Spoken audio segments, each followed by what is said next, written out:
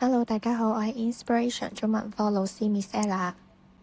唔知有冇同學仔喺寫作嘅時候，明明結構完整，亦都有唔少嘅內容，但係總係唔夠其他同學仔高分呢？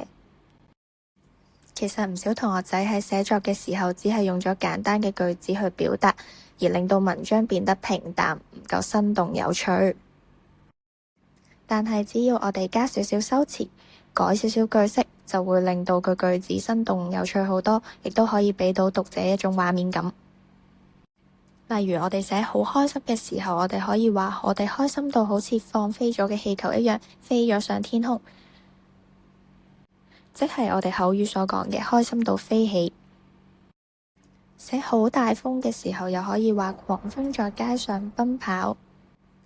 寫我去公園玩，又可以將佢變成我一走進公園就好像進入另一個世界，又或者進入一個童話世界都可以。